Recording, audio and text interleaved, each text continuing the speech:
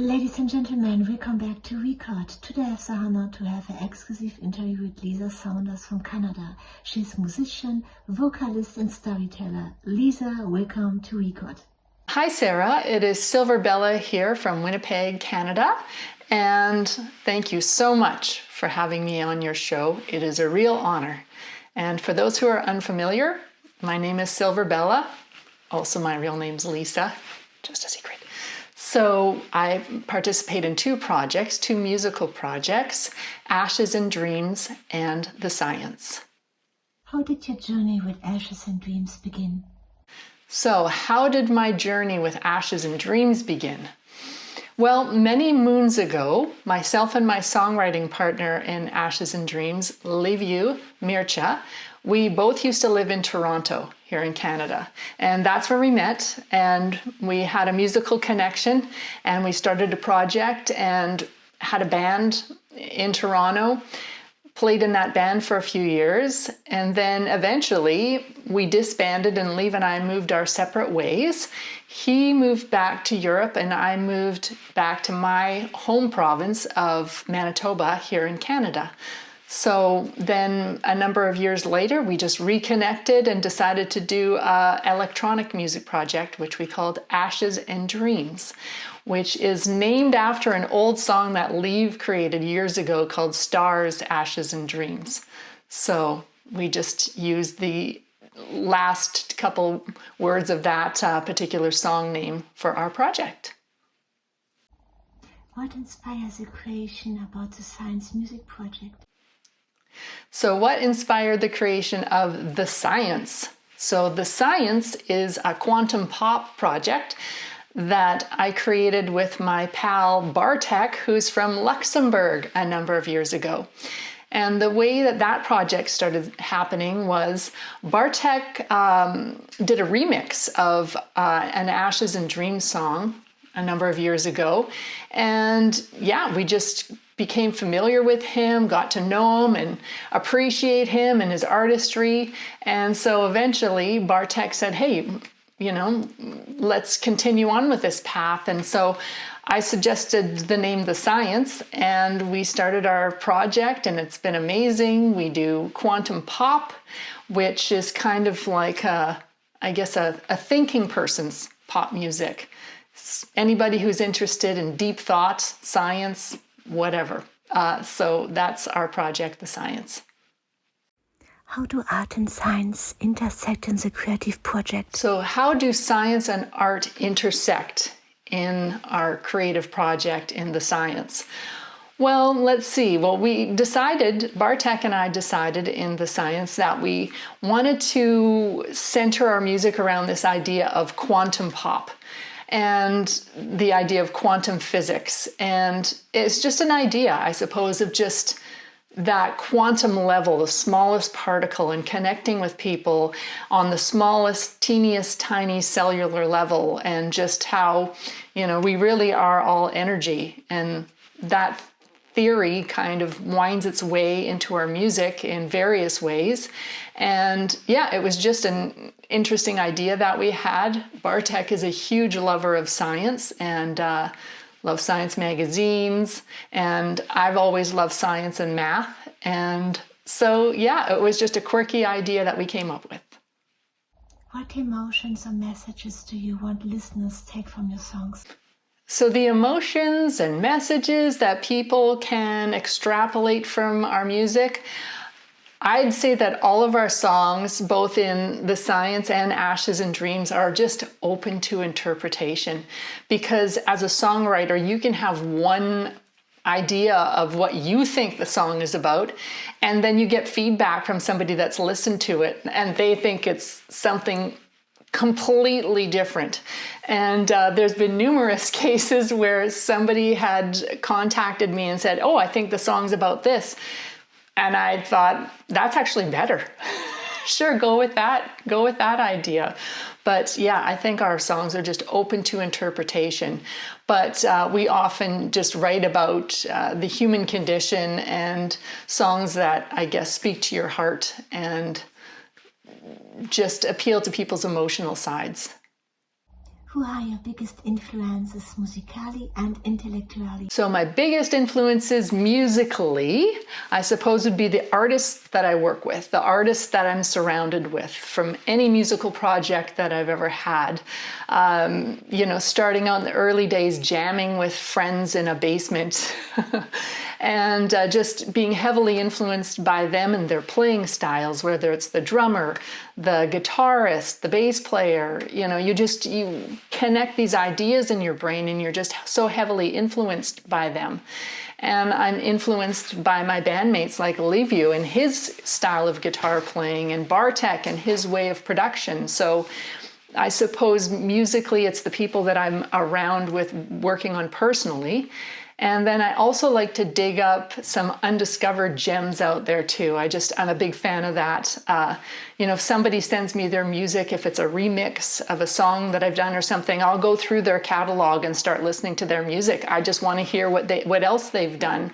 And that keeps me busy. There's so much underground, undiscovered music out there that it's just so much fun to listen to. And also, yourself. Lady in Picture, you had your release about a year ago.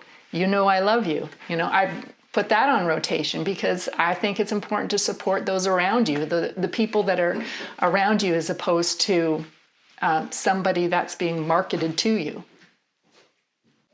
And also, as for intellectual influences, I'd say a variety of sources: books, online content.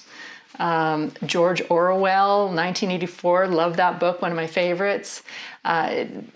Also, people who are online posting thoughtful content, such as there's a YouTuber I follow, her name is BK Shivani, which I think stands for Brahma Kumaris Shivani. Sorry if I'm butchering that. And she kind of follows this, I believe, Indian theories of just your karma and your karmic debt, and trying to be a good person and trying to avoid conflict in your life. So yeah, there's a number of other YouTubers. I just love their content and I find it inspiring. So intellectually, that would be some of my influences in that regard. How do you balance the experimental and emotional aspects of your music? That's an interesting question, balancing the experimental side and the emotional side of music. And I don't think I put too much thought into it. I try to write from the heart and come up with good ideas that are often emotion related, I suppose, and then experimental. I just try to put myself out there. Whatever ideas pop into my brain, I try to stick with that. Before I would try to rewrite a lot of what I had come up with initially. And then I don't know, I just stopped doing that. I started to go with like the first thought for that particular melody. If it came out as something bizarre, then I would have a tendency to go with that because I'm like, that's the most authentic thought from creating that idea. So why not stick with it? And yeah, maybe it's a little bit too out there with the themes that I write about sometimes, but I just see myself as being a channeler of ideas that I get, thankfully, from the universe or God or whoever, and then I just try to put those into melodies and lyrics and songs. What do you think the future of the electronic ambient music look like? Oh, that's a good one. The future of electronic and ambient music. Yes, because AI, artificial intelligence, is such a huge influence now. You just see it coming in big time with AI vocals, with AI created songs, and it's amazing how quickly it has progressed. Like even from 1 year ago, you listened to AI generated songs or lyrics and it was very nonsensical. And then now it's just taken off, and a lot of the songs that are created through AI are actually pretty good. So I don't, I don't criticize that. It's what it's been programmed to do. And I think it's interesting because we've had a number of people that have come out to remix our material using AI sources. such as digitizing my voice and creating new songs out of it, such as just taking my lyrics and then running that through an AI generator to come up with a new interpretation, as well as replacing my voice, keeping the melody, and then having an AI vocal replace it, which is I just like listening to it all because I think it's interesting, but it is amazing. It is kind of scary how just even in a year, the last year or two, how it is the quality of AI recordings have gone from being very low to very high. So it'll be interesting to see what the future holds for that. And I'm just watching and learning and I guess being a spectator of that and just taking it all in. What is the most meaningful song you ever written and why? So the most meaningful song I've ever written, I can't even begin to say. They're all meaningful in some way personally, and some have had varying degrees of success, so I guess it's up to the listener to decide what they find meaningful. But one of the most meaningful ones that I've worked on lately is probably Quantum Touch, which is a song I wrote with The Science. And yeah, it's just kind of embodies what our whole idea behind our project is, which is quantum pop and kind of touching people on a cellular level. So I think that one's got a good meaning behind it, and have a listen and judge for yourself. And yeah, it's just an honor to work on any song. Could you tell us the story behind your latest release? So the story behind my latest release. Well, I guess I should split them up because there is Ashes and Dreams and The Science, my two main projects. I also release songs under Silver Bella as a solo project. But for Ashes and Dreams, the latest single that we released is called We Are Legends. And that one's kind of interesting because it's delving into legends of the past and just explaining how they've affected each other to, have these two forces come together, such as, Elton John and Bernie Taupin, and coming together and creating this chemistry, and then having songs that just blew out into the universe and made them legendary. And the song kicks off, "If you be my Dave, well, I'll be your Annie." So you can guess who that's about. And then for the other project that I'm in, my main project, The Science, the latest single that we have there is called Level Up. And yeah, that one's just about leveling up your game when it comes to being in a romantic situation and just showing your empathy and having an empathic side that comes out that, you really need to be in touch with your partner. So that one's called Level Up, and you can check them out. What's the next for you 2026? So what's next for Silver Bella and Ashes and Dreams and The Science in 2026? Ooh, that'll be exciting to tell. I think that in recent years, in the last couple of years, I've gotten away from performing live and just bringing that aspect. I'd like to get involved in that a little bit more, whether that be like an online performance or what have you. And I've already been in discussions with some of my songwriting partners about that. And what else is on the horizon? You know what? I'd say generally putting myself out there more, because I have a tendency to just sit back and write and then maybe not post as much or often as I should. And I think it's important to put yourself out there and try new ideas. So there's a number of ideas I have on my little list, and we'll see if that happens, just in terms of putting myself out there online and in person. So yeah, I'm looking forward to having more releases with my projects and just putting myself out there, I suppose. Thank you so much, Lisa, for this exclusive interview, and I wish you all the best. Well, thank you for having me on your show, Sarah. I think what you're doing is fantastic. I love watching your episodes, and I love learning about all of the different artists that you have on your show, whether that be fashion houses or musical artists or any kind of artists, really. People involved in theater, cinema, you name it. So it's inspiring to see those people out there and have you tell their story. I think you do a great job. So thank you for having me on your show.